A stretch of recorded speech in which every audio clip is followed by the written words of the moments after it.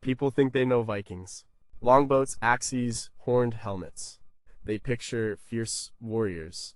But the truth is, a lot about them is a mystery. We see the carvings. We read the sagas. We dig up their graves. Yet, so much still escapes us. How did they really navigate the vast open ocean? They sailed from Norway to North America. They did this without modern instruments. How? What made them leave home to raid and settle across continents? What drove the great heathen army to England in the 9th century? And what happened to their settlements in North America? Gone without a trace. The Viking Age, roughly from the late 8th century to the mid 11th century, was a time of huge change. But the records are often sparse. Or they come from people who hated the Vikings, like the English monks. Or they are myths dressed as history, like some parts of the sagas. This makes figuring things out hard. It leaves us with more questions than answers. Even with all the work done by archaeologists, historians, and linguists, like Professor Else Rosedal's work on Viking society, or the extensive excavations at York, we still grapple with huge unknowns. These unknowns aren't small details. They are fundamental parts of the Viking story. They change how we see a whole era. These are the biggest questions that keep researchers up at night. Number 21, why did some Viking settlements last and others disappear? We know Vikings went everywhere. They settled in places far from home. There's some places like Dublin or York became big, important cities. They lasted. They thrived. Other places like the Norse settlements in Greenland just faded away. No one knows exactly why. The contrast is stark and puzzling. Take Greenland. Well, Eric the Red sailed there from Iceland in 985 AD. He started settlements. The Eastern settlement and the Western settlement grew. People lived there for over 400 years. They farmed, they hunted, they fished. They built churches. We know this from archaeological digs. People like Professor Thomas McGovern from Hunter College have done a lot of work there. His studies, often focusing on zooarchaeology, look at animal bones. They show what the Norse ate. And they brought cattle, sheep, and goats from Europe. They also hunted caribou and seals. For a long time, things went well. The settlements grew to include hundreds of farms and churches. They even had a bishopric. They maintained trade with Norway and Iceland. This suggests a robust society. But around the mid-1400s, the settlements were gone. The people stopped living there. Why? It's not one easy answer. The climate got colder. This was the start of the Little Ice Age. Farming became much harder. Their cattle struggled to find enough forage. Professor Jette Arneborg from the National Museum of Denmark has shown how sea ice increased. This made travel and trade with Norway tougher, then almost impossible. Without new goods, without trade, they were isolated. They needed iron, wood, and other European goods to maintain their lifestyle. So the Inuit arrived in Greenland. They were Arctic hunters. They knew how to live in the cold much better than the Norse. There might have been conflicts. We have some archaeological evidence for this, like Norse artifacts found in Inuit contexts and vice versa. But we lack direct accounts of warfare. Did the Norse just die out? Did they sail away? We don't have records of mass evacuations. We don't have mass graves suggesting a single catastrophic event. They just vanished from the historical record. The last written account, a marriage in the Eastern settlement, dates to 1408 AD. After that, silence. Some theories suggest a slow decline, a gradual immigration, or perhaps a final, desperate departure. But where would they go? Compare this to Dublin. Vikings founded Dublin in 841 AD. They built a long fort, a ship enclosure on the River Liffey. It grew into a major trading hub. It stayed a big city. Excavations at Wood Quay in Dublin, led by people like Professor Patrick F. Wallace, revealed extensive Viking Age layers. These show continuous occupation, trade, and development. York, too, became a major Anglo-Scandinavian center, Jorvik, after the Great Heathen Army conquered it in 866 AD. The archaeological sites like Coppergate and York have provided incredible details about daily life there, showing a thriving community that adapted and integrated. Like, why did these places thrive when Greenland failed? Was it the economic model?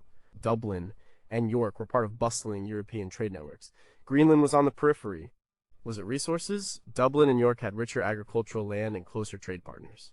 Was it politics? The Norse in Dublin and York integrated into local power structures, sometimes ruling, sometimes being ruled, but always engaging. The Greenland Norse remain more distinct. The mystery of Greenland's end is a big one. It makes us wonder about human resilience. It also makes us wonder about how fragile even seemingly strong communities can be against environmental shifts, cultural isolation, and economic forces. Did the Greenland Norse leave in secret, with no trace of their ships or destination? Were they wiped out by disease or sustained conflict with the Inuit, yet leaving no definitive archaeological proof? Could there be an undiscovered final settlement somewhere else in the Arctic, a last desperate attempt that also failed? Number 20. How accurate was the transmission of history before writing? For a long time, the Vikings had no writing system for historical records. They used runes, but these were mostly for short messages, grave markers, or magic. They weren't for writing down long stories or detailed histories, so how did they remember their past? How did they pass down stories about great kings, battles, or family lineages for generations? This was done through oral tradition. It's a huge mystery how accurate this process truly was. We rely heavily on the Icelandic sagas today. They tell us so much about the Viking Age. They describe voyages, feuds, and everyday life. But these sagas were written down much later, mostly in the 13th and 14th centuries. That's 200 to 300 years after the events they describe. How much changed during those centuries of oral retelling? How much was added, embellished, or forgotten? Scholars debate this constantly. Some, like Professor Snorri Sturluson himself, who was a saga writer in the 13th century, tried to be accurate. He used earlier oral traditions and poems. He wrote Heimskringla, a history of the Norwegian kings. He said he was careful to use old poems as a source because skaldic poetry had strict rules. These rules made it harder to change words or events without messing up the meter. This suggests a certain level of reliability for specific facts or events mentioned in poetry. But others argue that the sagas are more like literature than history. They were entertainment. They followed narrative patterns. They had heroes and villains. They reflected the values of the time they were written, not just the time they describe. Professor Carol Clover, for instance, has analyzed the narrative structures of sagas. She shows how they conform to certain literary expectations. This means a story might be shaped to be more dramatic or morally instructive, not just to be historically precise. Think about family histories. How many times have you heard a story about your grandparents that changes a bit each time it's told? Now imagine that happening for hundreds of years. Events can get mixed up. People can merge. The motives behind actions can be reinterpreted. For example, Eric the Red's story in the Vinland Sagas details his exile and discovery of Greenland. But were all the details about his temperament or the exact sequence of events truly preserved perfectly? Archaeology sometimes helps. When an archaeological dig confirms a detail from a saga, it gives the sagas more credibility. For instance, the discovery of a Norse settlement at Lanso Meadows in Newfoundland, Canada, confirmed the Vinland Sagas' accounts of Vikings reaching North America. This was a huge win for saga scholarship. It showed that at least some core narratives were based on real events. However, archaeology cannot confirm every detail. It cannot tell us about individual conversations or personal motivations. The challenge is separating the historical core from the literary layers. Scholars use a mix of linguistics, historical comparison, and archaeological evidence. They look for consistency across different sources. They try to identify elements that seem anachronistic, meaning they fit the time of writing more than the time of the events. Could entire significant events or important people have been completely forgotten or invented because of the oral tradition's limitations? Are there major aspects of Viking culture or society that we miss entirely because they were never written down, and the oral tradition simply failed to preserve them into the written age? How much of the Viking Age we imagine is actually a construct of 13th century Icelandic authors? Number 19. How effective were Viking Age weaponry and combat tactics? When we think of Vikings, we think of warriors. We imagine them with axes, swords, and shields. But how effective were these weapons and what were their actual combat tactics? This isn't just about what they carried, it's about how they fought. It's a complex puzzle pieced together from archaeology, sagas, and experimental archaeology. Archaeological finds give us the physical evidence. We have hundreds of Viking Age weapons. Swords, like the Ulfbert swords, are famous for their quality. Axes come in many shapes and sizes, from small hand axes to large two-handed Dane axes. But spears were common, shields were typically round, made of wood, and often reinforced with iron bosses. Helmets were rare finds, but the Jörmungandr helmet shows they had sophisticated head protection. Chainmail has also been found. These finds show they had good equipment for their time. Weapons expert Dr. Stephen Gordon has done much work on the practical use of Viking arms. The sagas describe battles in detail. They talk about shield walls, berserkers, and single combat. But sagas are literature. They might exaggerate, they might idealize. For example, they often describe warriors fighting alone against many, which is probably not how most battles happened. They also depict heroes fighting for hours, which is physically impossible. This makes it hard to separate reality from storytelling. One common tactic mentioned is the shield wall. This was a formation where warriors stood shoulder to shoulder, interlocking their shields. It was a defensive formation, good for absorbing charges and protecting archers or javelin throwers behind. It also helped against cavalry, which the Vikings encountered in England and Francia. Historian Guy Halsall has written about early medieval warfare, including the effectiveness of such formations. The shield wall was not unique to Vikings, but they used it well. But Vikings were also known for quick, brutal raids. For these, speed and surprise were key. They landed from long ships, attacked, and left quickly. This suggests a different kind of combat, less about formations, more about individual skill and shock tactics. They were adaptive, they could fight in open fields, in forests, or within fortifications. Experimental archaeology tries to answer some of these questions. Groups recreate Viking weapons and armor. They test them in controlled combat scenarios. This helps us understand weight, balance, and effectiveness. It shows how difficult it would be to wield a heavy axe for long periods. It also demonstrates how a shield could absorb blows. These experiments have shown that a Viking sword, while sharp, was not always a killing blow if it hit armor. Axes, however, could cleave through shields and sometimes armor. The question of berserkers fits here too. Were they a real fighting force, perhaps fueled by drugs or a trance-like state? Or were they just legendary, a terrifying image? If real, how did their seemingly uncontrolled fury integrate into disciplined combat? Were they shock troops sent in first to break enemy lines? Another aspect is naval combat. Vikings were masters of the sea. Their longships were fast. They could carry many warriors. But how did they fight at sea? Sagas describe ships being lashed together, turning a naval battle into a land battle on decks. This would require specific tactics and specialized equipment for grappling and boarding. How did Vikings train for battle? Was there a formal system, or was it learned through practice and experience? Did specific Viking groups or regions have their own unique combat styles or weapon preferences? Could their understanding of human anatomy and weak points in armor have been more advanced than we generally assume, leading to more efficient, targeted combat?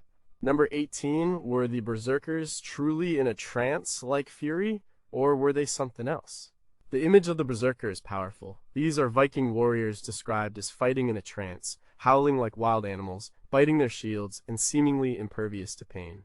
The word berserker itself might mean bare shirt or bar shirt, suggesting they fought without armor, relying on their frenzy.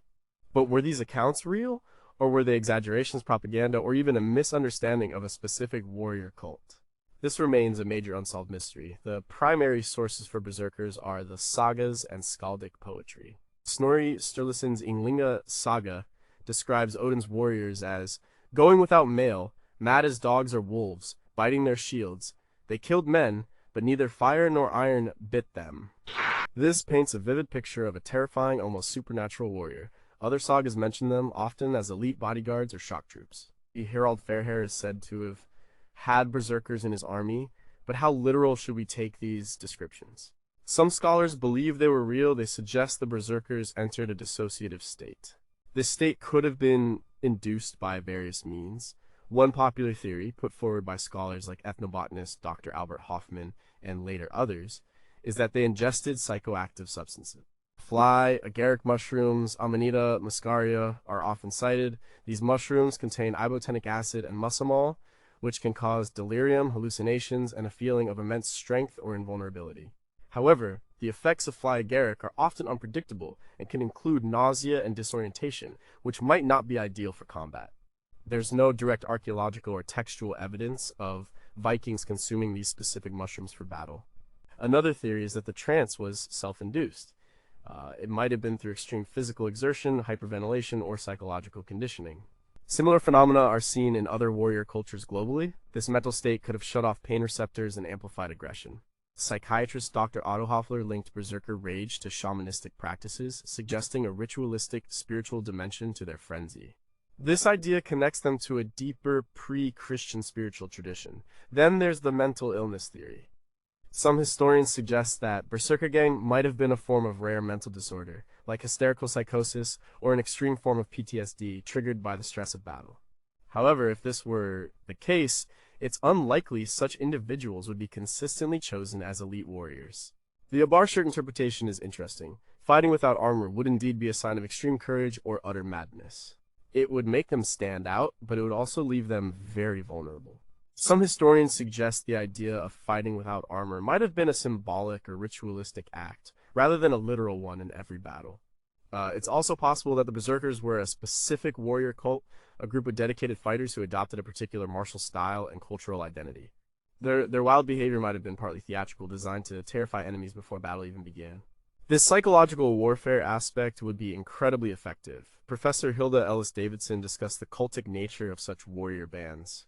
The biggest challenge is the lack of independent corroboration outside the sagas. No contemporary non-Norse accounts describe berserkers in detail. This makes it hard to distinguish between historical fact and legendary embellishment. Did they truly feel no pain, or did they just have an incredibly high tolerance for it? If they were a real warrior class, did berserkers have a specific initiation ritual or training method that set them apart? What was their social standing? Were they feared or respected within Viking society, or both? Could the Berserker Gang have been a specific, short-lived cultural phenomenon that disappeared as the Viking Age transitioned into the Christian era? Number 17. How did the medieval warm period affect Viking expansion and later settlements? Climate plays a huge role in human history. For the Vikings, the climate of the medieval warm period, roughly 950 to 1250 AD, was particularly important. It coincided almost perfectly with their peak expansion and settlement building. But how much does this warmer period truly enable their voyages, their agriculture in marginal lands, and their eventual success or failure in places like Greenland? This is a significant question for historical climatologists and archaeologists. The medieval warm period saw global temperatures generally warmer than previous centuries. In the North Atlantic, this meant ice conditions were less severe. Sea ice would have been less prevalent. This made sailing easier. It opened up new routes. It also made land available for settlement in places that were previously too cold or barren. Professor J.D. McGregor and others have linked the milder climate to the Norse expansion. The most famous example is the settlement of Greenland. Eric the Red named it Greenland to attract settlers. And in the late 10th century, when he sailed there, it likely was greener than it is today. Your archaeological evidence combined with pollen analysis shows that early Norse settlers could graze their livestock more easily. They could grow hay for winter feed. This was crucial for their pastoral economy. The warmer temperatures would have allowed for longer growing seasons, supporting more substantial communities. This milder climate also facilitated voyages across the North Atlantic. The journey to Iceland, then Greenland, and eventually to Vinland, North America would have been less perilous with fewer icebergs and calmer seas. Professor Kevin J. Edwards, who studies Norse settlement patterns, notes that the window for transatlantic travel would have been wider and safer. This would have encouraged exploration and settlement, but the good times didn't last. The medieval warm period began to wane around the 13th and 14th centuries. It transitioned into the Little Ice Age. This is where the climate's impact becomes critical, especially for the Greenland settlements. As discussed earlier, the increasing cold, shorter growing seasons and more severe sea ice conditions directly impacted the Norse ability to sustain themselves and maintain trade. The cattle and sheep they relied on became harder to keep alive. The access to vital resources from Europe diminished. So, the climate was a double-edged sword. It enabled the initial expansion and establishment of these far-flung communities. But the subsequent shift to colder temperatures contributed significantly to their decline. The dependence on a specific climate window made their settlements vulnerable. However, it's not the only factor. While climate certainly played a role, it wasn't the sole cause for settlement success or failure. For instance, the Norse in Iceland, though also affected by climate change, survived. They adapted, they diversified their economy, they relied more on fishing and less on agriculture. The Greenlanders, for reasons still debated, seem to have been less adaptable. Or perhaps they faced unique challenges like isolation and conflict with the Inuit. that compounded the climate problem. Could a slight, localized climate anomaly, rather than a global trend, have been the true catalyst for initial Viking expansion in the 8th century? Were there specific technological innovations or cultural practices developed during the warm period that allowed Vikings to thrive but were then lost or became useless with the colder climate? Could the Norse settlements have survived the Little Ice Age if they had better relations or knowledge exchange with the Inuit who were adapted to the Arctic environment? Number 16. How extensive were Viking trade networks, and were there unknown routes or goods? The Vikings are famous for raiding, but they were also incredible traders. Their ships, the Nars, were built for cargo. They established trade routes that stretched across vast distances. We know they connected Scandinavia to the British Isles, Francia, Russia, and even the Byzantine Empire and the Islamic world. But how extensive were these networks truly, and are there still unknown routes or goods we haven't discovered yet? This is a question for archaeologists and numismatists. We have a lot of evidence for Viking trade. Hoards of silver coins, dirhams from the Islamic caliphates have been found all over Scandinavia. This shows a direct link to the east. Goods like amber, furs, walrus ivory, and slaves were traded from the north. Glass, pottery, silks, and coins came from the south and east. Archaeological sites like Birka in Sweden, Hedeby in Denmark, and Kopang in Norway were major trading hubs. Professor Dagfinn Skre's work on Kopang highlights its role as an early urban settlement focused on trade. The Eastern Way, or Ostveg, brought Vikings, often called Rus, down the rivers of Eastern Europe to the Black and Caspian Seas. They traded with Byzantium and Baghdad. Historical accounts like those of Ibn Fadlan, an Arab diplomat from the 10th century, describe encounters with the Rus traders on the Volga River. This confirms the vast reach of their networks. But were there other routes? What about routes further into continental Europe?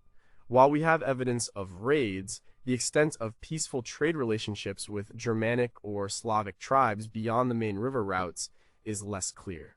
Did they trade more extensively with the Sami people in the far north of Scandinavia than we currently understand beyond furs and reindeer? And what about goods? We find exotic items, but what about everyday commodities? What was the bulk trade? While furs and slaves are often mentioned, the trade in iron, timber, or even foodstuffs would have been vital for their societies. We know they traded fish, especially dried cod, from places like Lofoten. But how far did this go? Could they have traded grain or other perishable goods across longer distances than we think? Professor Andrew G.W. Jones's research often touches on the economic aspects of Viking society. The Western Way, or Vestveg, went across the North Atlantic to Iceland, Greenland, and Vinland. Trade with Vinland was brief.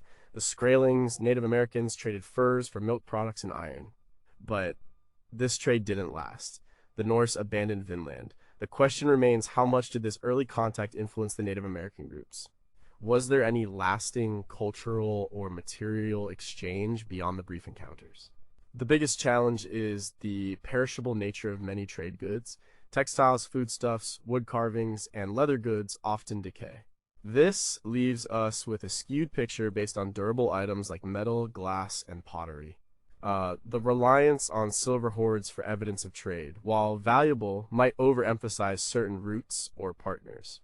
It might also understate the importance of non-monetary trade or local exchange networks.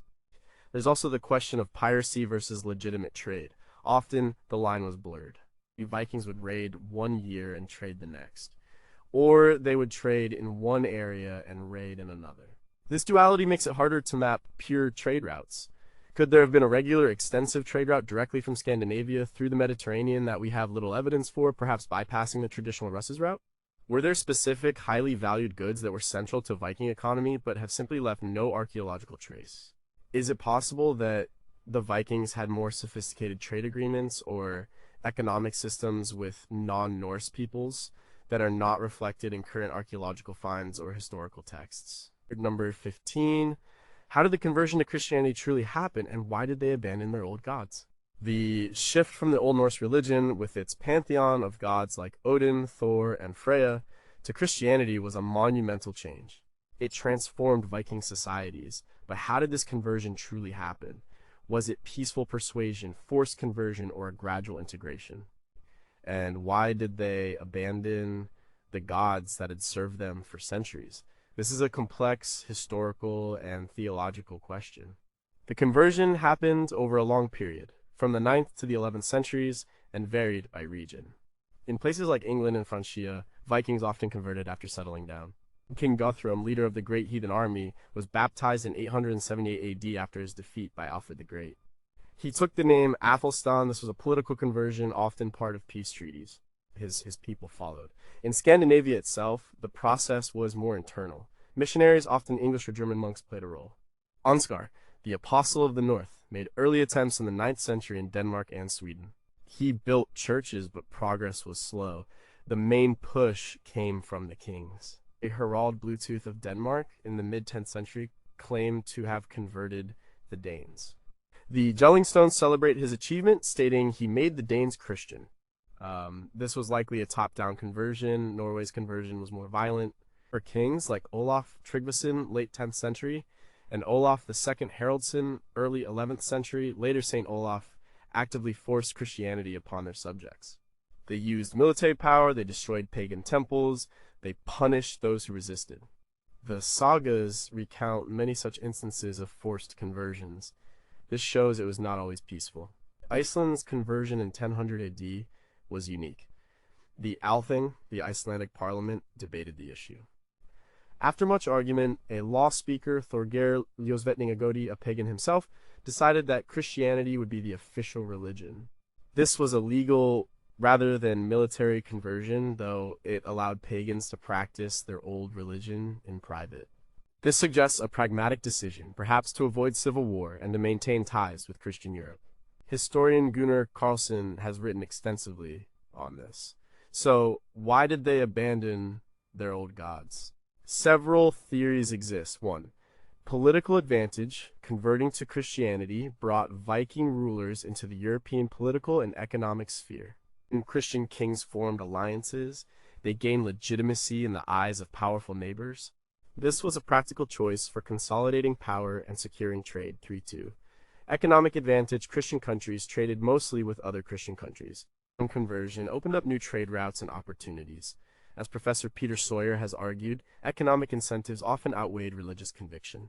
Christianity offered a clear afterlife, a universal God, and a moral code. For some, it might have offered comfort or a more coherent worldview, especially during times of change. The success of Christian nations could have been interpreted as proof of the Christian God's greater power. Their children grew up in Christian communities. Over generations, the old religion simply faded away. The biggest mystery is the personal, internal shift. How did ordinary people feel about abandoning their ancestral traditions? What did they lose? What did they gain? We have very few accounts from the perspective of pagans resisting conversion. Did pockets of Old Norse religion survive in secret for centuries after official conversion, influencing local folklore and beliefs? Were there powerful, organized, pagan resistance movements against Christian kings that have been largely erased from the historical record by Christian chroniclers? How did the roles of traditional pagan priests or priestesses adapt or disappear in Christianized Viking societies? Number 14. What was life like in Scandinavia just before the Viking Age began?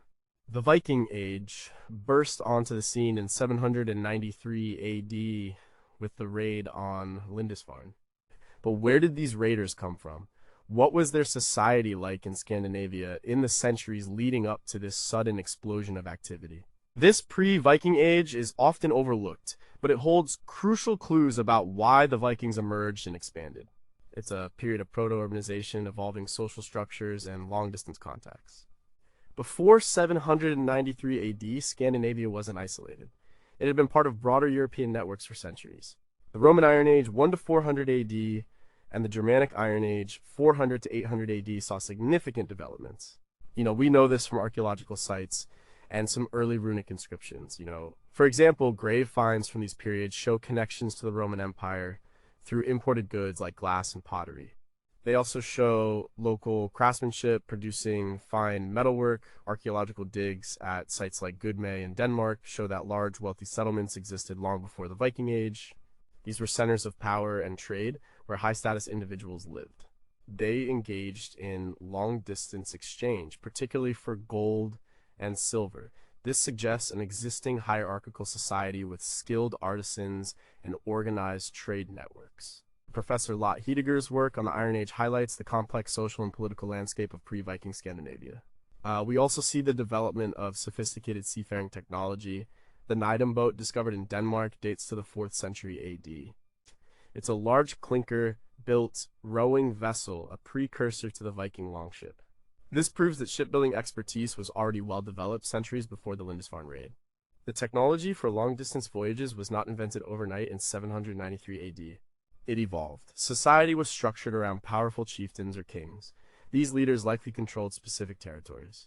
They commanded warriors, they organized seasonal assemblies things, gold hoards and elaborate burials like those found at Sutton Hoo in England, an Anglo-Saxon site but showing strong Scandinavian influence, suggest a warrior aristocracy. This elite accumulated wealth and prestige. Trade was also present. Fur, timber, amber, and iron were likely exchanged for goods from the continent. The early trading settlements like Kapong in Norway and Hedeby in Denmark didn't appear out of nowhere. They had earlier roots, they grew from existing networks. This commercial activity shows that Scandinavians were already connected to the wider world. So, the image of barbarians suddenly appearing from nowhere isn't accurate. Pre-Viking Scandinavia was a dynamic region. It had established hierarchies, skilled craftsmen, advanced shipbuilding, and existing trade links. The reasons for the sudden outward expansion of the Viking Age are likely complex. They involve a combination of population growth, improved ship technology, political instability in Europe, and the desire for wealth and land. What specific trigger events or combination of factors finally pushed Scandinavian societies from established internal dynamics to outward expansion and raiding? Were there specific religious or cultural shifts in the late Iron Age that primed Viking society for exploration and aggression? Could there be major undiscovered proto-urban centers in Scandinavia from the 6th or 7th centuries that would completely change our understanding of their pre-Viking development? Number 13. What do the intricate patterns and animal styles in Viking art truly represent? Viking art is distinctive. It's full of swirling lines, interlocking patterns, and abstract animal figures. Think of the Oseberg ship carvings or the Jellingstones. These aren't just pretty decorations. They are complex. They follow specific styles like bore, gelling, ringerike, and urns. But what do these intricate patterns and animal styles truly represent? Do they hold hidden meanings? Are they purely aesthetic, or do they convey stories, beliefs, or social messages? This is a core question for art historians and archaeologists. The animal styles are particularly puzzling. We see beasts that are part snake, part bird, part wolf. They often intertwine. They bite each other. They contort into impossible shapes. These animals rarely look like real creatures. They are highly stylized. This suggests a symbolic meaning rather than a naturalistic one. One theory is that these animals represent mythological creatures or concepts from Norse cosmology. The interlocking patterns could symbolize the interconnectedness of the 9 worlds, or the eternal struggle between forces of order and chaos. For example, the Midgard serpent, Jormungandr, which encircles the world, or Fenrir the wolf could be alluded to in the serpentine and lupine forms. Professor Else Rosedal, in her many works, often discusses the symbolic importance of these motifs in grave goods and monuments. Some scholars, like Professor James Graham Campbell, suggest the animals are often predatory. They are shown in aggressive stances. This might reflect a warrior ethos. It might symbolize power, strength, and aggression. A chieftain commissioning such art might be asserting his dominance. The creatures could be guardians, or they could represent the fierce spirit of the Vikings themselves. The different art styles evolved over time. The bore style, for instance, is characterized by gripping beasts and ring chains. The later urn style features slender, elegant animals with elongated limbs, often in a single main animal with intertwining tendrils. Each style might have had different symbolic meanings or reflected different cultural trends. The evolution of these styles could track changes in beliefs or social structures. But the exact meaning of specific motifs remains elusive. Unlike Egyptian hieroglyphs or Roman religious art, we don't have clear accompanying texts explaining the symbols. The sagas describe mythological figures, but they don't always link directly to specific art styles. We're left to interpret. Is that a dragon or a serpent? Is it a specific god's animal companion or a generic representation of power? The placement of the art also matters. On runestones, the art might be part of a memorial message. On jewelry, it could be protective. On ship prows, it might have been meant to terrify enemies or invoke favorable winds. The Oseberg ship burial, for example, is incredibly rich in wooden carvings with complex animal interlace. These might have been intended to protect the dead or to signify the deceased status in the afterlife. Another theory is that the art was not about hidden complex meanings for every single motif. It might have been more about a general aesthetic, a shared cultural language that simply looked Viking. The repetition of certain forms might have been more about tradition and recognition than intricate coded messages. However, given the sophistication and consistency of the styles, it's hard to believe there wasn't some deeper meaning at play. The skill required to create these pieces suggests a serious purpose. Could the variations in animal styles across different regions of Scandinavia or different social classes point to distinct subcultures or belief systems within the Viking Age? Are there undiscovered texts or artifacts that could provide a Rosetta Stone for interpreting Viking art, revealing its true symbolic language? Did the abstract nature of the animals allow for multiple interpretations, making the art more versatile and powerful for different viewers? Number 12. Were the Jomsvikings real, or are they purely legendary? The Jomsvikings are a legendary band of mercenary warriors. They were described as fearless and bound by a strict code of conduct. They were said to live in a powerful fortress called Jomsborg, probably on the southern coast of the Baltic Sea. The sagas, particularly the Jomsvikinga saga and Heimskringla, depict them as a formidable force. They were an elite brotherhood, but were they real, or are they purely a product of Icelandic literary imagination? This is a persistent historical debate. The Jomsvikings were described as following a strict set of rules. They couldn't show fear, they had to avenge their comrades, they couldn't speak ill of each other. They couldn't retreat in battle, and they were loyal only to their elected leader. This sounds like an ideal warrior society. They fought for powerful kings, including King Harald Bluetooth of Denmark, and later his son Sweyn Forkbeard. Their most famous battle was the Battle of Jorngavagar around 986 AD, where they supposedly fought against Earl Hakon Sigurdsson of Norway. The main problem is the lack of archaeological evidence for Jomsborg. Despite extensive searches along the coast of Pomerania, modern-day Poland and Germany, no definitive remains of a fortress matching the saga descriptions have been found. This absence of physical proof makes many historians skeptical. Professor Sven Rosborn, for example, has argued that Jomsborg might have been a short-lived fort or an earlier, less grand settlement that became heavily romanticized. Some scholars argue that the Jomsvikings were indeed real. They might have been a specific warrior brotherhood that existed during the late 10th and early 11th centuries. Their base might have been less grand than Jomsborg, perhaps a temporary encampment or a smaller trading post that served as a base of operations.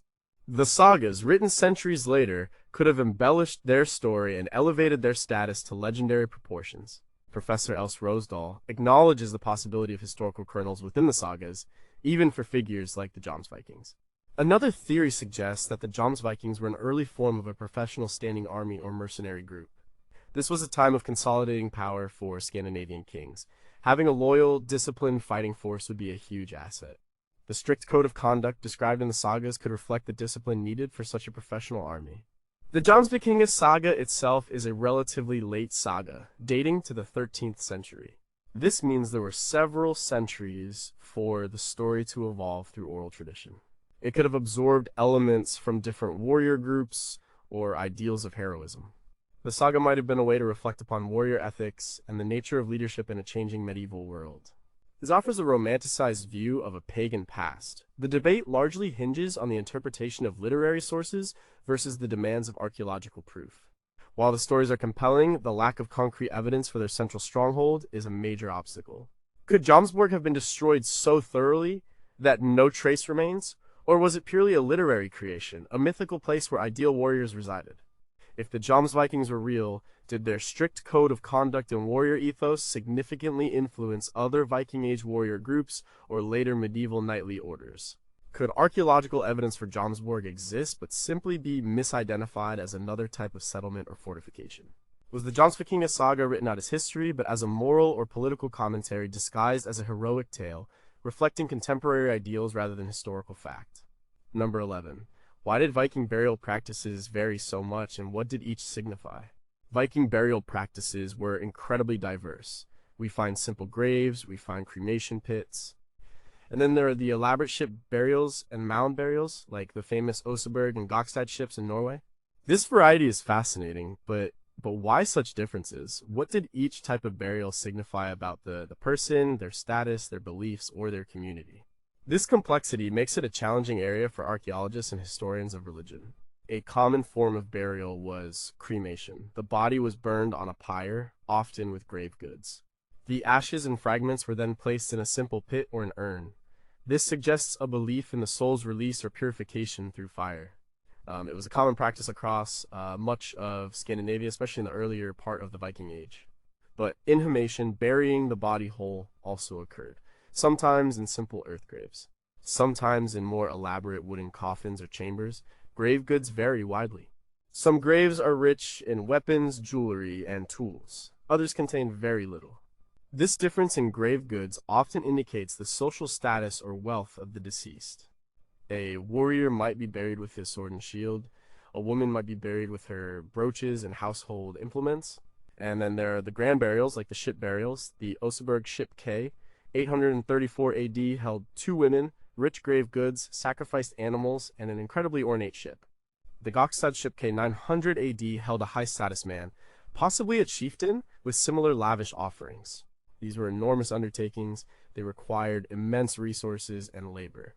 This clearly points to very high social status, perhaps royalty or powerful leaders. Professor Jan Bill, who leads the Viking Ship Museum in Oslo, has written extensively on these magnificent burials. Mound burials are another type. Some were natural hills used as burial sites. Others were elaborate man-made mounds, sometimes covering a ship or a burial chamber. The size and prominence of the mound would have served as a lasting monument to the deceased and their family. The Jelling mounds in Denmark, associated with King Gorm the Old and King Harald Bluetooth, are prime examples of royal power expressed through burial architecture. The reasons for this variation are not fully understood. 1. Social status. The most obvious factor is wealth and status. Only the very rich and powerful could afford a ship burial or a large mound. Poorer individuals received simpler burials. 8.2. Regional differences. Burial practices varied geographically. Some regions preferred cremation, others inhumation. Some areas have more ship burials, others more mound burials. This suggests local traditions and beliefs played a role. 3. Time period practices also changed over the Viking Age. Cremation was more common earlier. Inhumation became more prevalent later, especially as Christian influence grew. Did ship burials represent a journey to the afterlife? Did cremation purify the soul? We have very few direct textual accounts of Norse beliefs about death, making interpretation difficult. Women were often buried with weaving tools, keys, and jewelry. Men with weapons and smithing tools. The biggest mystery is the exact meaning of these rituals for the Vikings themselves. While we can infer status, we cannot fully grasp the spiritual significance. Did they believe the ship would literally carry the deceased to Valhalla or Hell? What were the specific rituals performed during the funeral? The Oseberg textile fragments show elaborate processions, but their full meaning is lost. Could the type of burial also have been influenced by the manner of death, such as dying in battle versus a peaceful death from old age? Were certain burial practices reserved for specific lineages or families, indicating a stronger emphasis on ancestral identity than previously understood? Are there undiscovered non-elite burial sites that would reveal a much wider array of practices, perhaps even for specific professions or roles within society? Number 10. How widespread was thraldom slavery in the Viking Age, and what was its social impact? Slavery, or thraldom in Old Norse, was a fundamental part of Viking society. It's an uncomfortable truth, but how widespread was it, and what was its true social and economic impact on both the enslaved and the free population? This is an area of study that relies on fragmented evidence and often confronts modern sensibilities. Trells were captives taken during raids. They were also people who sold themselves into slavery out of poverty or debt. Children born to a Trell mother were also Trells. They were considered property. They could be bought and sold. They worked as domestic servants, agricultural laborers, or craftsmen. Some sagas even mention Trells fighting in battles for their masters. Professor Stefan Brink has researched early Scandinavian social structures, including the role of Trells. The extent of Trelldom is hard to quantify precisely. We don't have census data. but we know it was significant. Place names like Thralabir, Trell's village found in England, and Scandinavia suggest a large population of enslaved people. Historical accounts from Arab travelers like Ibn Fadlan often mention the Rus selling slaves and sables along their eastern trade routes. This indicates a large-scale slave trade, especially eastward. In Ireland and the British Isles, Vikings captured many people. These captives were then transported back to Scandinavia or sold in markets across Europe and even into the Islamic world. Dublin, for example, became a major slave market. The sheer number of raids meant a constant supply of new trells. The social impact was profound. For the enslaved, life was brutal. They had no rights. They could be beaten, sexually abused, or even killed by their masters with little consequence. They lived in fear, they had no family name or inheritance, their descendants were also trells. They were at the bottom of the social hierarchy. For the free population, trelldom brought economic benefits. It provided cheap labor. It allowed powerful chieftains and landowners to expand their agricultural output and accumulate wealth. This wealth, in turn, fueled further raids and supported the elite warrior class. The availability of trell labor also allowed free men to engage in other activities like raiding, trade, or craft specialization. But trelldom also created social tensions. There was always the risk of trell rebellions, though these are rarely documented in sagas. There was also the moral dilemma, particularly as Christianity spread. The Christian church generally opposed slavery, although it took a long time for it to be abolished in Scandinavia. Laws around trelldom became more codified. Some trells could be freed, often through their master's generosity or by buying their freedom. They then became freedmen lacingjar, still a lower class, but with more rights. The biggest mystery is the exact demographic impact. How many trells were there at any given time? What percentage of the population were they? How did their presence shape the daily lives and cultural interactions within Viking communities? Did their diverse origins bring new skills, languages, or beliefs into Scandinavian society? And how did their presence influence the Norse perception of freedom and social hierarchy? Did the enslaved populations significantly contribute to the genetic makeup of medieval Scandinavian populations? And does modern DNA analysis reveal this impact? Were there cultural practices or forms of resistance among trells that have left no trace in the historical or archaeological record? How did the economic system of trelldom adapt or change during times of peace versus times of intense raiding? And did its importance shift over the course of the Viking Age? Number 9. What were the secrets of Viking ships, and are there unknown design elements? The Viking ships were technological marvels of their time. The longships for war and the Nars for trade allowed them to explore, raid, and settle across vast distances. We found several well-preserved examples like the Oseberg, Gokstad, and Skuldelev ships. But what were their true secrets? Are there unknown design elements or construction techniques that gave them their incredible capabilities? This is a key question for maritime archaeologists and shipbuilders. We know some things. They were clinker built. This means overlapping planks riveted together. This made the hulls flexible. They could twist and flex in rough seas, which was crucial for oceanic voyages. The ships had shallow drafts. This allowed them to navigate rivers far inland, which was vital for raids and trade. They were often symmetrical at both ends, meaning they could be rowed or sailed in either direction without turning around. This was a tactical advantage in battle. Professor Jan Bill, mentioned earlier, has dedicated much of his career to studying these ships. The longships, or langskip, were designed for speed and carrying warriors. The Gokstad ship, for example, could be rowed by 64 oarsmen. It also had a large square sail. This combination of oar and sail power made them fast and adaptable. The Skuldelev Turek is a warship, a long ship of the most elegant type, around 30 meters long, built for speed and carrying many warriors. The Nars, or Narir, were broader and deeper. They were designed for cargo. They had fewer oarsmen and relied mostly on sails. This made them ideal for long-distance trade and settlement voyages like those to Iceland and Greenland. The Skuldelev Onrek is an example of a Nar, a sturdy trading vessel, but the secrets lie in the details. How did they achieve such incredible stability and seaworthiness? The mast was a potential weak point. It had to withstand huge forces from the sail.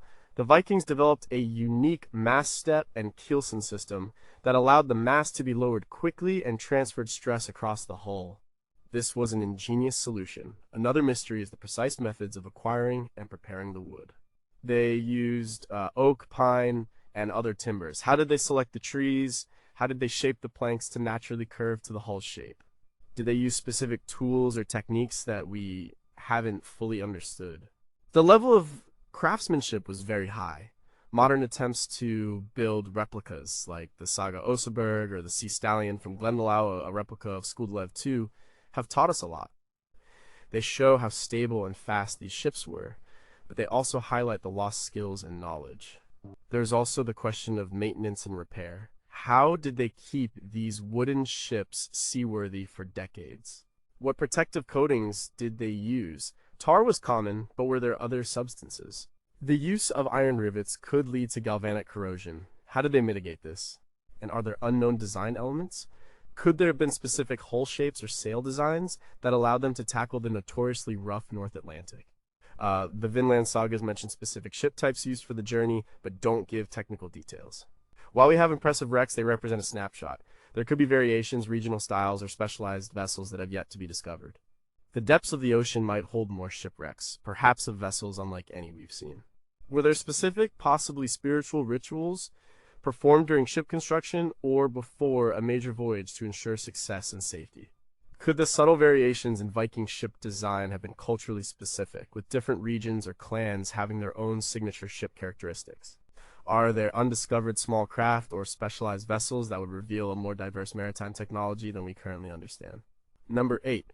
What was the full extent of Viking rituals and sacrifices? Viking religion was rich in rituals. Many involved offerings to the gods, but the full extent of these practices, especially human sacrifice, remains a dark and deeply debated mystery. How often did it happen? Who was sacrificed and why? Our understanding comes from limited archaeological evidence and often hostile written accounts.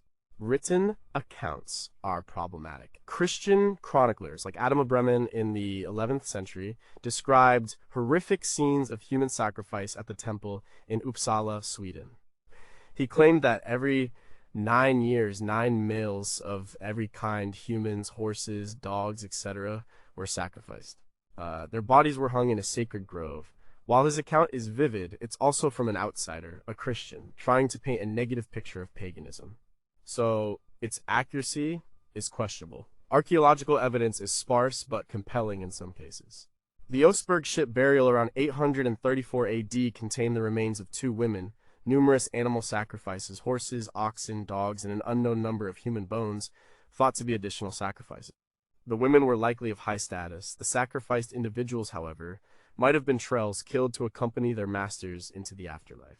This suggests a ritualistic aspect to burial practices. Bog bodies found in peat bogs across northern Europe sometimes show signs of ritualistic killing. The most famous, like Tollin Man, predate the Viking Age, but some discoveries from the Viking Age or its immediate precursors also point to violence and sacrifice. However, it's hard to definitively link all bog bodies to specific Viking religious practices. Offerings were common. Hoards of weapons, tools, and jewelry have been found deliberately deposited in bogs, lakes, and rivers. These were likely offerings to gods or spirits. For instance, the large number of sacrificed war horses found in various sites suggests animal sacrifice was an important part of their religion, perhaps to honor Odin, the god of war. The sagas also mention sacrifices, though usually in a less gruesome way than Adam of Bremen. They talk about blood sacrificial feasts, animals were killed, their blood was sprinkled on altars and walls, their meat was eaten in communal feasts. This was about strengthening the bond between humans and gods. Sometimes specific individuals or groups might be chosen for a more significant sacrifice, perhaps during times of crisis like famine or war. The why is also debated. Were sacrifices meant to appease angry gods, to ensure good harvests, to gain victory in battle, to accompany the dead to the afterlife? It was likely a combination of these. Anthropologists studying comparative religion suggest sacrifices were fundamental to maintaining cosmic balance and social cohesion. The lack of extensive, unambiguous archaeological evidence for widespread human sacrifice means it was probably not an everyday occurrence. It was likely reserved for very special occasions, high-status burials, or specific crises. The Christian accounts may have sensationalized it to justify their own religious conquest. Did specific Viking gods demand different types of sacrifices, and if so, what were they? Could there be undiscovered large-scale sacrificial sites in Scandinavia that would validate the more extreme historical accounts? Did the practice of human sacrifice, if rare, have a deeper philosophical or theological meaning for the Vikings than simply appeasing gods? Number 7. How much truth is in the sagas and how much is literary embellishment? The Icelandic sagas are our main window into the Viking Age. They tell captivating stories of heroes, feuds, voyages, and daily life. But they were written down centuries after the events they describe, mostly in the 13th and 14th centuries. So, how much truth is in them, and how much is literary embellishment designed to entertain or teach? This is a core question for saga scholars. Many scholars, like Professor Theodor M. Anderson, believe the sagas contain a strong historical core. They often accurately describe Icelandic landscapes. They mention real historical figures and events that can be corroborated by other sources, like the archaeological discovery of Lansos Meadows confirming the Vinland sagas. They also show a deep knowledge of traditional laws and social customs. This suggests they drew from a long, robust oral tradition that preserved many facts. However, the sagas are also literature. They have a narrative structure, they feature dramatic dialogues, heroic deeds, and often tragic ends. They aim to entertain. This means events might be exaggerated, characters might be idealized or villainized. Motivations might be simplified. Professor Lars Lonroth, for instance, has studied the literary techniques used in sagas, showing how they shape the historical material into compelling narratives. A good example is Egil Skallagrimsson's saga. Egil was a real poet and warrior from the 10th century. The saga describes his exploits, his poetry, and his often difficult personality. Much of the poetry attributed to him is preserved in the saga and is considered genuinely old. But the detailed conversations and many of the specific events are likely reconstructed or invented by the saga writer to create a flowing narrative. Did Egil really have a poetry contest with the king to save his own head? Possibly, but the exact words are almost certainly a literary creation.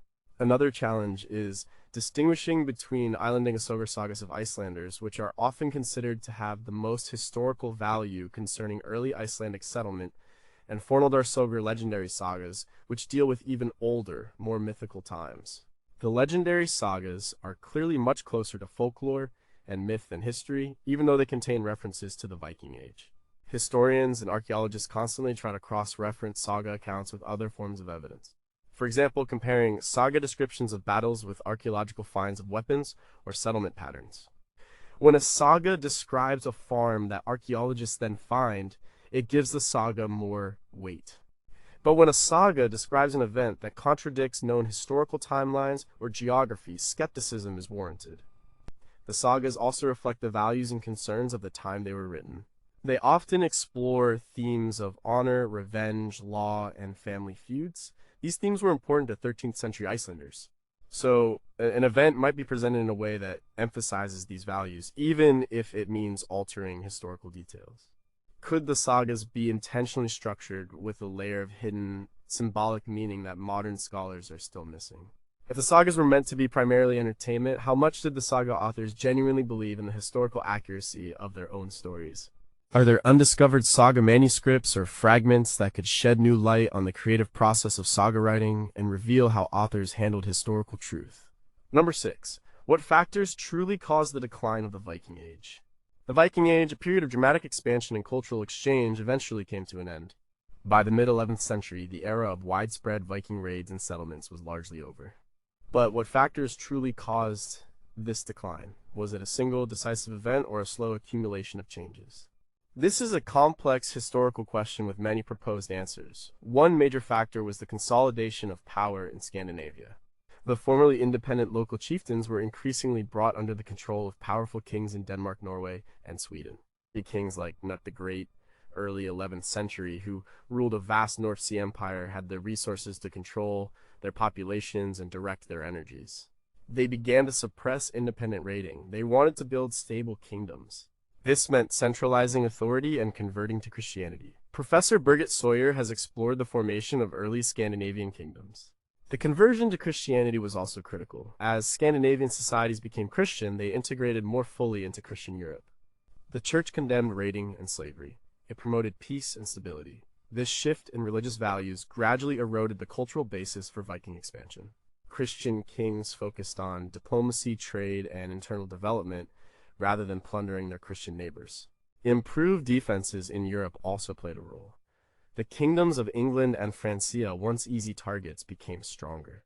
They built fortifications, they developed standing armies, or better organized militias. The Battle of Stamford Bridge in 1066, where Harold Godwinson's English forces decisively defeated Harald Hardrada's Norwegian invasion, is often seen as a symbolic end to the Viking Age in England.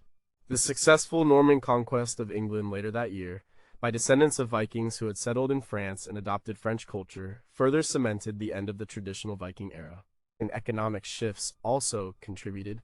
As trade routes became more established and safer, pure raiding became less necessary and less profitable. The focus shifted from plunder to commerce. Viking trading towns like Birka and Hedeby became integrated into wider European networks. The demand for slaves, a major Viking commodity, also declined as Christian ethics slowly influenced European society. And climate change might have played a part, as discussed earlier. The end of the medieval warm period and the onset of the Little Ice Age might have made long-distance voyages harder. It could have impacted agricultural output in marginal areas, making expansion less appealing. Finally, the assimilation of Vikings into local cultures was very important. In places like Normandy, Russia, Ireland, and England, Viking settlers gradually adopted the language, religion, and customs of the people they lived among. They ceased to be Vikings and became Normans, Rus, Hiberno-Norse, or Anglo-Danes. This cultural absorption meant the distinct Viking identity faded away. It's clear there wasn't one single cause. It was a confluence of political, religious, economic, military, and cultural changes that slowly brought the Viking Age to its close. It wasn't an abrupt stop, but a gradual transformation. Did the rise of specific powerful families or clans within Scandinavia pushing for internal stability have a more significant role in ending the raids than previously recognized? New diseases or ecological changes have weakened the capacity for long-distance raiding and settlement, subtly contributing to the decline. Were there specific internal cultural or social shifts within Viking society itself, perhaps a growing weariness with constant warfare, that contributed to their turning away from external expansion? Number 5 was the power and influence of women in the Viking Age, truly as significant as some sagas suggest. The sagas sometimes portray powerful Viking women, shield maidens, sorceresses, as house mistresses who held considerable authority. These images are captivating. But was the power and influence of women in the Viking Age truly as significant as these literary sources suggest? Or are these depictions idealized versions, and the reality was more restrictive? Area for gender studies in Viking history. Archaeological evidence shows that women held important positions in rich female graves, like the Oseberg burial with its 2 high-status women, indicate wealth and influence. Other graves contain keys, suggesting authority over the household and its resources. Weaving tools and scales have been found in women's graves, indicating their roles in production and trade. Historian Dr. Marianne Hem Eriksson has examined the material culture relating to women in the Viking Age. Runestones sometimes commemorate women. They show them as landowners or as people who commission the stones. This means women had property rights and could inherit and control wealth. They could also initiate public memorials. The sagas offer varied depictions. On one hand, you have figures like Odd the Deep-Minded, who led a large group of settlers from Scotland to Iceland. She was a powerful matriarch. She shows great leadership and strategic thinking. Then there are figures like Gunhild, the Mother of Kings, a formidable queen who wielded significant political power. And the mythical Valkyries, supernatural warrior women, suggest a cultural appreciation for female strength. On the other hand, many saga women are confined to domestic roles or act mainly as instigators of feuds rather than direct participants in power. Their power often comes through their husbands or sons. The legal codes also reflect a patriarchal society where men had more formal rights. Women couldn't lead armies in the same way men could, nor could they sit on the Althing in Iceland. The concept of shield maidens, women who fought as warriors, is particularly debated. While sagas feature them, definitive archaeological evidence is scarce. The grave at Birka BJ 581 once identified as a male warrior, was re-examined in 2017 by Professor Charlotte Hedenstierna-Johnson and others. DNA analysis showed the remains were female, buried with weapons and strategy board games. This sparked huge debate. Does it prove shield maidens were real, or was this an exceptional case of a high-status woman having a warrior's burial for symbolic reasons? The truth likely lies somewhere in the middle. Viking society was patriarchal. Men held formal power. But women, especially high-status women, could wield considerable informal power and influence within their households, communities, and through their family networks. They managed estates, orchestrated marriages, and influenced their male relatives. And a capable house mistress was crucial for any prosperous household. So, while the image of a widespread class of warrior women might be more legend than fact, the picture of women with significant agency, property rights, and social influence is supported by evidence. The sagas, while embellished, might reflect an underlying cultural respect for strong female characters, even if their direct political power was limited compared to men. The economic structure of Viking households, requiring significant female labor and management, inherently grant women more practical power than formal laws might suggest. Could the influence of powerful goddesses in the Old Norse religion have translated into greater respect or authority for women in daily life, even if unwritten? Are there specific regional differences in women's status across the Viking world that reflect varying cultural norms or interpretations of gender roles? Number 4. How did Vikings navigate the open ocean without modern instruments? This is one of the most astonishing mysteries of the Viking Age. They sailed thousands of miles across the North Atlantic to Iceland, Greenland, and North America. They did this without compasses, accurate maps, or GPS. How did they do it? It required incredible skill, knowledge, and perhaps some lost technologies. We know they used several methods. One, sun compass and shadow boards. On clear days, the sun was their main guide. They likely used a sun compass, a circular disc that could indicate direction based on the sun's position. Shadow boards, simple wooden discs with a central pin, could help track the sun's altitude and direction at different times of the day. This allowed them to maintain a general course. Professor Thorkild Ramsku initially proposed the theory of the sunstone based on a specific artifact. They knew its position relative to true north. While clouds could obscure stars on clear nights, it would have been a reliable guide in the northern hemisphere. Seabirds often congregate near fishing grounds, which might indicate certain areas. They watched whales, which follow specific migration routes. They paid attention to ocean currents, wave patterns, and wind directions. Professor Arne Emil Christensen has explored these practical aspects of Norse navigation. The mountains, fjords, and specific geological features were recognizable. They might have created mental maps or used simple carved markers to remember routes. The color of the water would also change closer to shore. Seaweed could also indicate proximity to land. The sagas mention a sunstone solarstein used by King Olaf to find the sun's position on a cloudy day. Scientists believe this could have been Icelandic spar calcite, a crystal that polarizes light. By holding it up to the sky, even on an overcast day, one could theoretically find the direction of the sun by observing the light patterns through the crystal. Experimental archaeology has shown this is plausible. However, no such sunstone has ever been definitively found in a Viking context with navigational equipment. Dr. Gabor Horvath's research has contributed to understanding the optics of such a stone. The biggest secret might not be one single instrument, but the sheer accumulated knowledge of generations of sailors. They had incredibly detailed mental maps of the North Atlantic. They knew prevailing winds, currents, and the behavior of local wildlife. They passed this knowledge down orally. They also used dead reckoning. This means estimating their position based on their last known position, speed, and direction.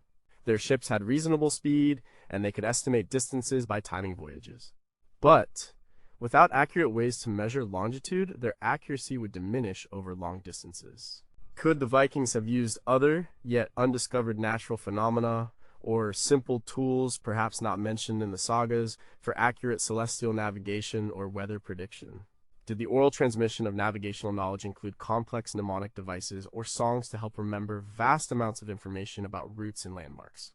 Is it possible that the sunstone theory is a modern misunderstanding and the actual solar scene was a different kind of simple non-crystal navigational aid? Number 3.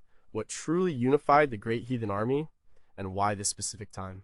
The Great Heathen Army, or the Great Viking Army, was an unprecedented force.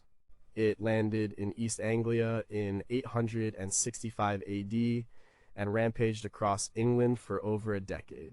It was unlike earlier Viking raids, which were usually small, swift attacks. This was a massive, sustained invasion force. But what truly unified such a large, diverse group of warriors? And why did it happen at this specific time? These questions are central to understanding the Viking Age's most impactful military campaign. The Anglo-Saxon Chronicle, our main contemporary source, described it as a great heathen army, or Michael Heathen here. It was led by several prominent figures, including Ivar the Boneless, Halfdan Ragnarsson, and Guthrum. These were likely powerful chieftains or even kings from various parts of Scandinavia and Viking settlements. The sheer size of the army, though numbers are debated, indicates a major effort. Some historians estimate thousands of warriors, along with their families and horses. What unified them? 1. Shared gold, wealth, and land. England was rich. Its monasteries and towns were tempting targets. Unlike earlier raids that sought quick plunder, this army seemed intent on conquest and settlement. The desire for land, especially fertile agricultural land, was a huge motivator. Professor Ryan Lavell's work on Alfred the Great and the Vikings shows how valuable England was. This shared lineage, whether real or claimed, could have provided a strong unifying symbol. The concept of loyalty to a chieftain or a renowned family was powerful in Viking society. They moved systematically across England, establishing fortified camps like at Repton. They campaigned year after year. This suggests a sophisticated level of organization and discipline beyond a simple raiding party. Historian Gareth Williams has explored the logistics of such an army through 4. Frustration and opportunity Viking raids had been ongoing for decades. Perhaps the successes of smaller raiding parties showed the vulnerability of the Anglo-Saxon kingdoms. The fragmentation of England into several competing kingdoms, Northumbria, Mercia, East Anglia, Wessex, meant there was no single unified defense against them. This presented a unique opportunity for large-scale conquest. Why this specific time? The 860s saw a culmination of several trends. 1. Consolidation of Viking power. By this point, Viking leaders had established strong bases in Ireland like Dublin and parts of the continent, or they had the resources and experience to launch larger, more ambitious campaigns. This made them ripe for conquest. There was no overarching military authority. The sheer scale of the Great Heathen Army marks a turning point in the Viking Age. It showed a new level of ambition and organization. It wasn't just about loot, it was about establishing permanent control and even new kingdoms like the Danelaw in England. Were there specific, possibly spiritual or prophetic, beliefs that compelled the army to unite and launch this particular invasion at this time? Did the Great Heathen Army represent a new, more sophisticated form of military organization, possibly influenced by continental warfare, that allowed it to achieve unprecedented scale? Could there have been a charismatic, overarching leader beyond those named in the Chronicles, whose influence was crucial to uniting such a diverse force, but whose name has been lost to history? Number 2. What exactly happened to the Norse settlements in North America, and why didn't they stay? The discovery of L'Anse aux Meadows in Newfoundland, Canada in the 1960s by Anstein Ingstad and Helge Ingstad confirmed the Vinland sagas. The Vikings truly reached North America around 1000 AD. They built settlements, but they didn't stay. What exactly happened to these Norse settlements, and why did they abandon what seemed like a good land, Vinland, meaning wineland or pasture land? This remains a major archaeological and historical enigma. The Vinland sagas, Eric the Red saga, and the saga of the Greenlanders tell stories of voyages led by Leif Erikson and later by Thorfinn Karlsefni. They describe encounters with indigenous people whom the Norse called Skrælings. They explored a place they called Vinland, which they described as having wild grapes or berries, fertile pastures, and salmon-filled rivers. Archaeological digs at L'Anse aux Meadows revealed several turf-built houses, a forge, and workshops, all characteristic of Norse settlements. Artifacts like a bronze pin, a spindle whorl, and a soapstone lamp confirmed the Norse presence. The site was a base camp, likely for exploring and gathering resources, not a permanent agricultural settlement. Dr. Brigitte Linderoth Wallace's work at L'Anse aux Meadows has been foundational. But the settlement didn't last long. Estimates suggest a presence for only a few years, maybe a decade or two. The sagas describe repeated conflicts with the Skrælings. These encounters were often violent. The Skrælings had superior numbers. They were well adapted to the land. The Norse, with their advanced weaponry iron, initially had an advantage. But the Skraelings used their numbers and knowledge of the terrain effectively. The sagas recount a battle where a large group of Skraelings attacked, even employing a form of psychological warfare with slings. The reasons for abandonment are likely multiple. One, conflict with indigenous peoples. This is a primary reason cited in the sagas. The constant threat of attack from the Skraelings would have made settlement difficult and dangerous. The Norse were a small, isolated group. 22. Logistical challenges, maintaining a settlement so far from Greenland and even further from Scandinavia was a huge logistical challenge. Resupply was difficult. The voyages were long and dangerous. 3. Economic viability. While Vinland offered resources like timber, which Greenland lacked, and furs, establishing a permanent, economically viable colony might have been too costly and risky. The primary motivation for the voyages might have been to explore resources for the existing Greenland settlements, not to create entirely new colonies. The Norse were practical. If a venture was too risky, costly, or dangerous, they would abandon it. Vinland might have simply fallen into this category. They took what they could, timber and furs, and retreated to more manageable colonies in Greenland.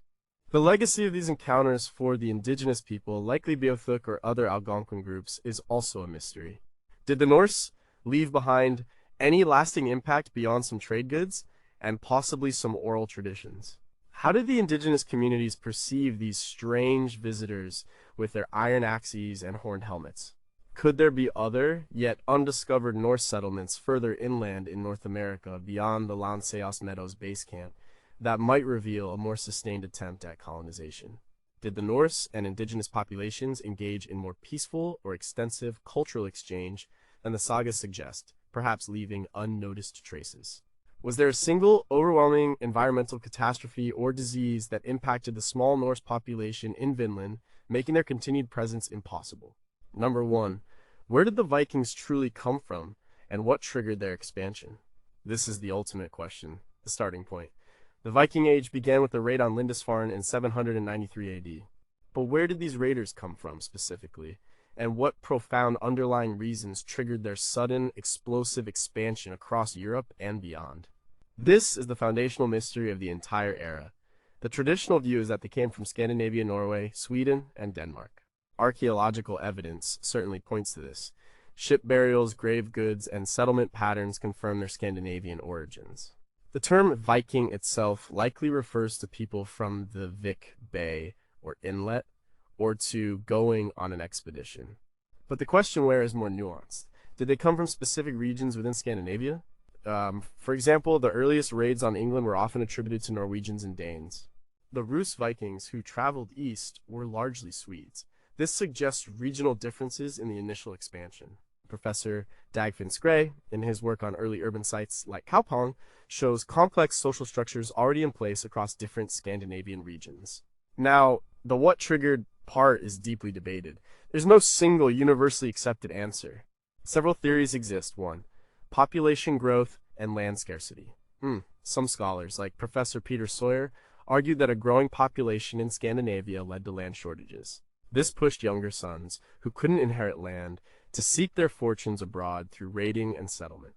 As discussed earlier, these ships were incredibly effective for both raiding and long-distance travel.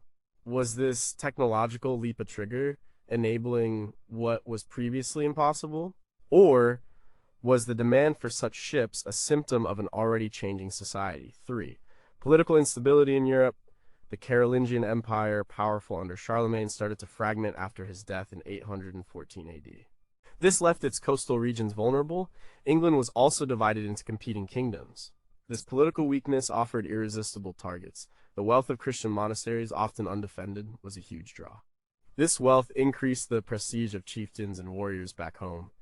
It allowed them to maintain larger retinues and consolidate power. The cycle of raiding, accumulating wealth, and gaining prestige could have fueled further expansion. Historian Judith Jesch highlights the role of status and reputation. 5. Shifts in trade networks. Scandinavia had long been connected to European trade. But perhaps a shift in these networks, or a desire to control them directly, prompted Viking action. Raiding could be seen as an aggressive form of trade or a way to acquire goods that were otherwise hard to come by. The Old Norse religion glorified warriors. 7. Climate change, the medieval warm period, might have allowed for longer sailing seasons and improved agricultural output, potentially contributing to population growth or simply making expansion easier. It's likely a combination of these factors, a perfect storm of internal pressures, population, ambitious chieftains, ship technology meeting external opportunities, wealthy, politically fragmented neighbors. The triggers were probably not uniform across all of Scandinavia either. What motivated a Danish chieftain to raid England might have been different from what drove a Swedish Rus merchant warrior down the rivers of Eastern Europe. The beginning of the Viking Age isn't just about a single raid, it's about a fundamental shift in a whole society's outlook. It's about turning outwards with unprecedented force and intent. Understanding this initial spark is key to understanding everything that followed. Could a specific, charismatic leader or series of leaders have been the critical spark that galvanized disparate Scandinavian groups into the initial wave of Viking expansion? Are there undiscovered political or economic documents from continental Europe that might reveal a specific historical event or diplomatic failure that provoked the first major Viking raids? Was the initial Viking identity forged during these early expeditions, rather than being a pre-existing national or ethnic identity, making the "where did they come from" question more about purpose than origin?